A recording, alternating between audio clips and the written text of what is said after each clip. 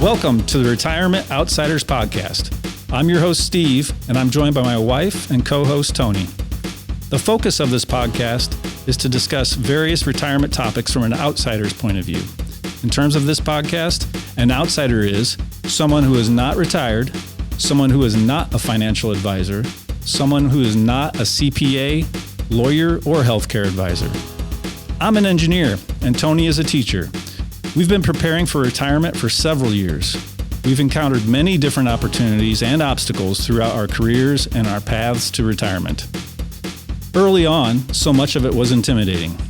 Our intent is to make some sense out of all the financial, accounting, estate planning, and healthcare jargon from an outsider's perspective.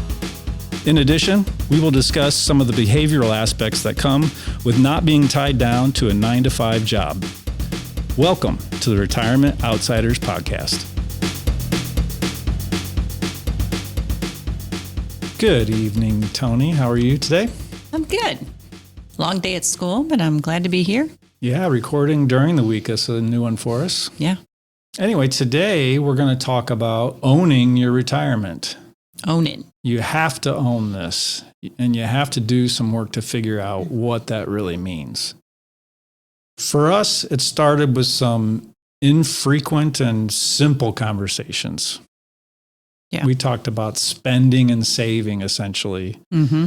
And it was mostly a situation where we had spent maybe a lot of money in a prior month, and we talked about, cutting back our spending for a month to, get back in line, if you will. Yeah. And I was generally the ignorant party, so I would maybe go somewhere and get some, get a little crazy at Target or something, and you might make a comment like, hey, I don't know if you're aware of this, but last month was a little rough and you might want to dial it. And so they were usually after the fact conversations. They generally weren't ahead of time. Yeah, they were very short term or short-sighted. Yes. Really. Looking at, like I said, monthly spending, maybe trying to cut some things back, looking at saving for a vacation or something like that. But nothing really what I would call retirement. I didn't feel level. like it was super organized. It was generally I think our goals were usually pretty short term. They were generally things like always have the money to pay off your credit card at the end of the month, never carry a balance over to the next month. That kind of thing. So as long as we met those short-term goals, I feel like we felt like we were doing fine.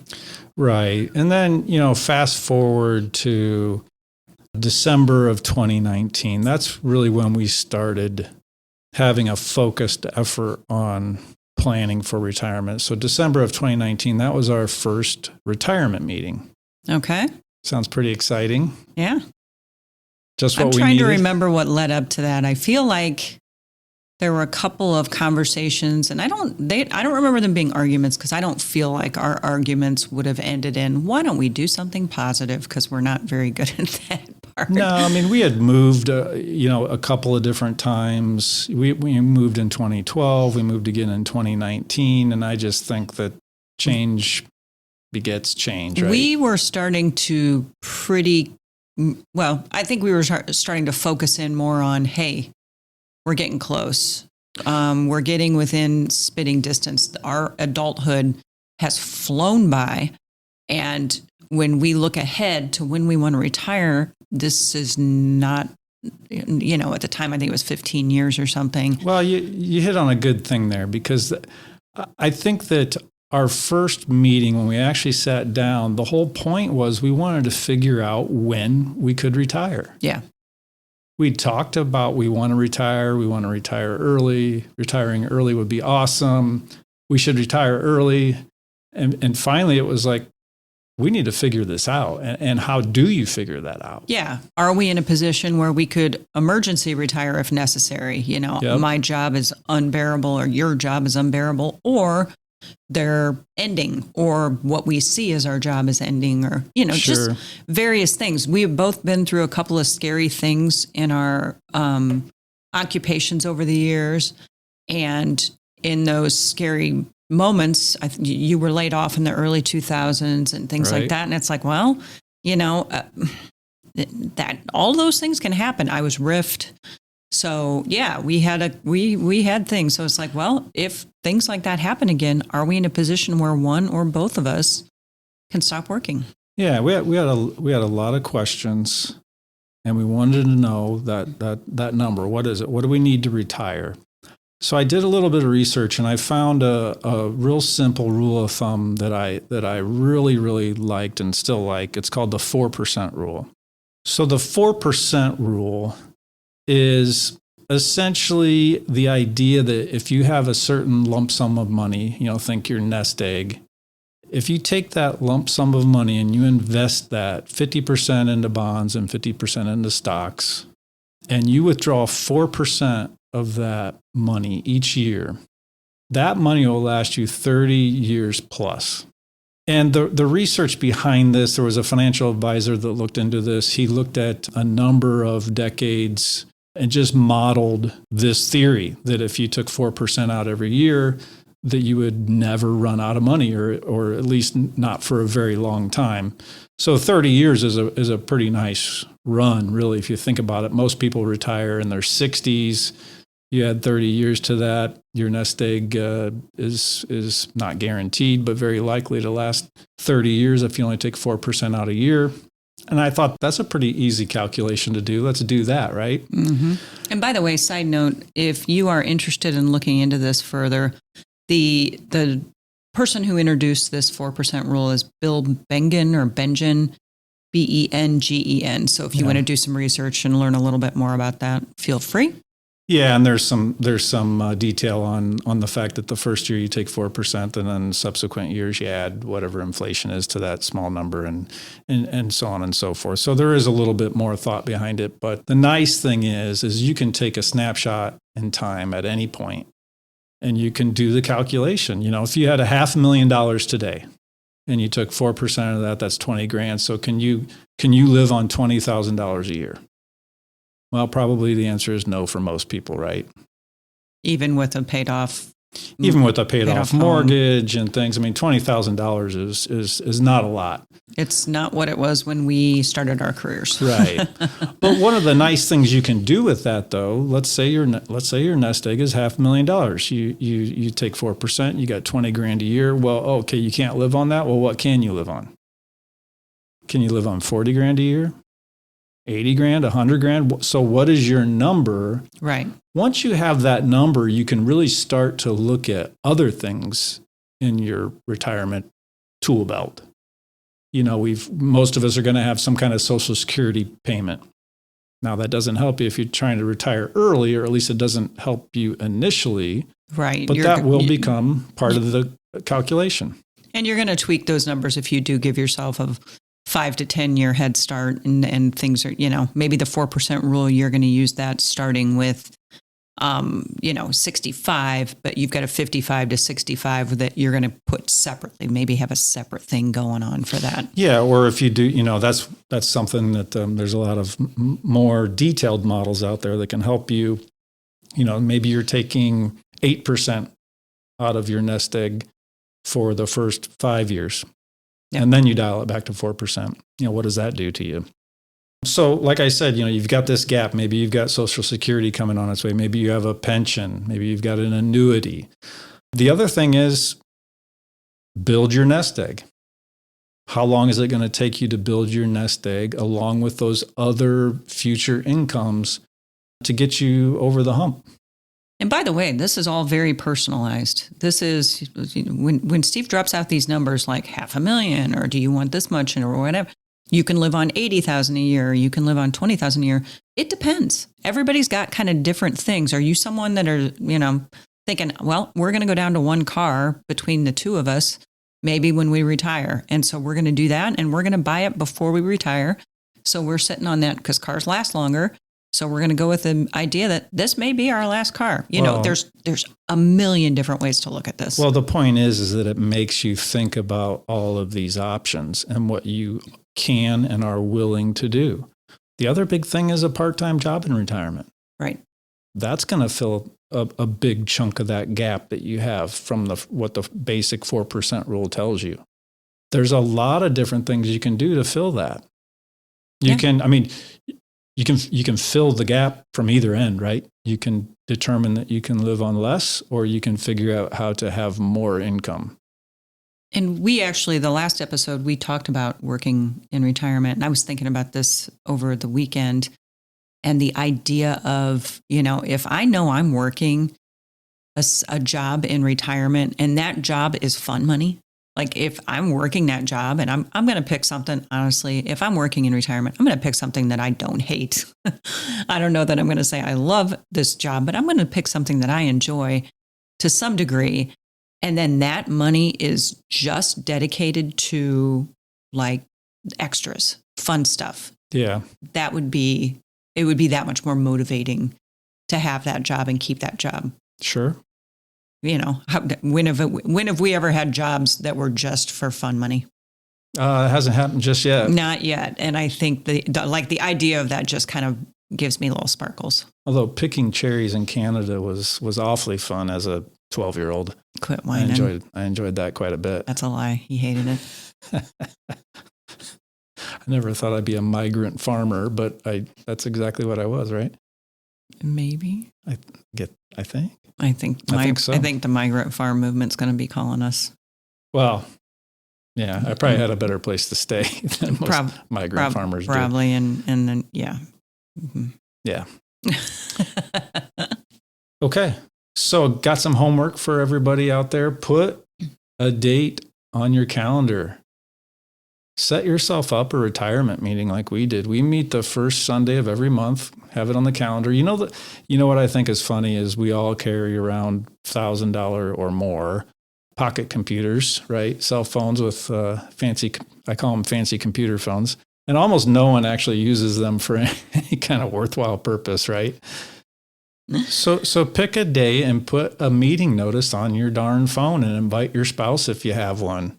Yep. Sit down once a month and look through what you have. It's on my phone calendar. It's on my Google Calendar right now. Don't worry about perfection. Yeah. Make some goals, even some simple goals. Your simple goals can be to create an actual budget if you don't have one. And if this is something you're doing year to year and you manage it for many years, when we sit down and we look at the graph, I've got a much better knowledge of what our average monthly spending is now, because that's one of the things that Steve tracks. And when I see those numbers start to climb for whatever reason, like maybe we've just bought a new house, so we got to put in window coverings and do some other stuff. It's very stressful, Yeah. Then I'm very excited when he flips over to the retirement tab, because I want to see where we are and how bad that impacted that. And one thing I wasn't going to dig into this, but you brought up the window coverings, and we've moved several times, and depending on the things that you do when you move into a new home, you can spend a lot of money that isn't what I would call normal monthly budget money. Yep. So one of the things I've done in our monthly spending is I've filtered some of those one-time or special case spends out very strategically. And the reason I do that, where do they go? Well, I don't filter them out of the checkbook. I still balance the checkbook with everything, right? Yeah. But when we look at the monthly spend, the reason I look at our monthly spend is to look at it in terms of how can we, by our normal behaviors, and how do we, by our normal behaviors, affect our monthly spend.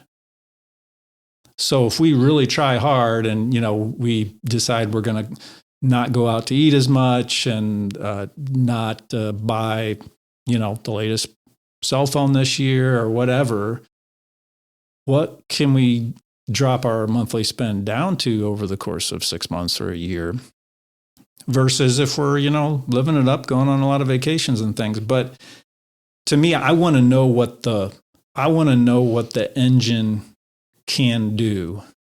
So to me, filtering out some of those one-time things that I know, as long as we don't buy another house, I'm not going to have to put in landscaping. Window covers. Exactly. That's a huge bill, but you're not doing that every year. I'm not going to re-landscape the entire yard. Right.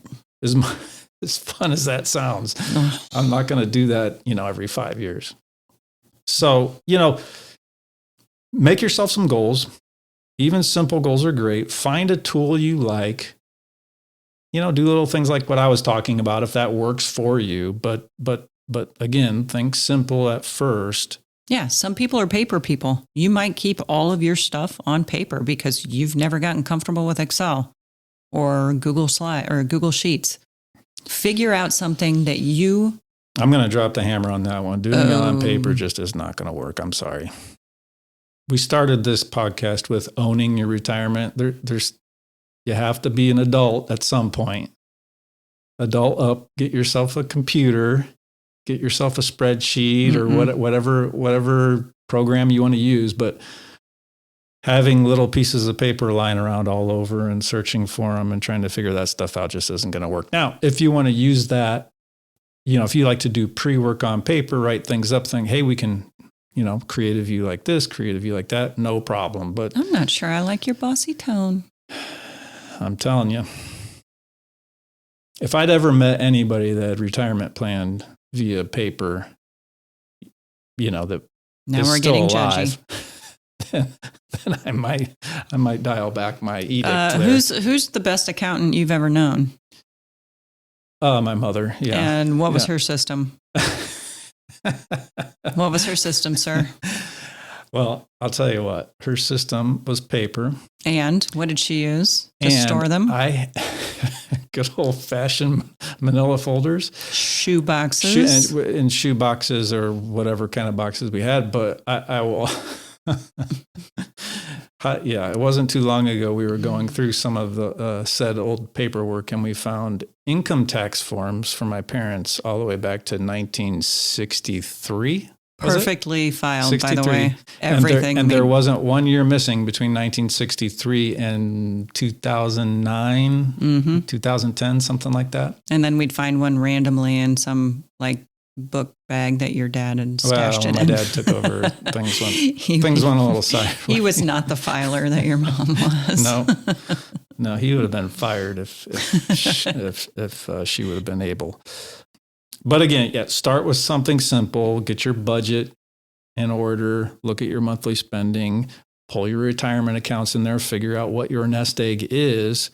Do the 4% rule calculation. Figure out where you're at today, where you'll be at in 10 years. What your nest egg is, meaning what do you have in savings today that is not assigned to anything else? Sure. Start today. Okay. And if you don't like that, most of us won't. How old are you? How long do you want to work? Do you want to work 10 more years? Do you want to work 5 more years? Well, how much are you saving? What is your nest egg going to be? Obviously, there's a lot of assumptions you'll have to make. But one of those things that you can control, theoretically, is how much you save. Yes. So start doing those calculations, track them on a yearly basis, see how things go.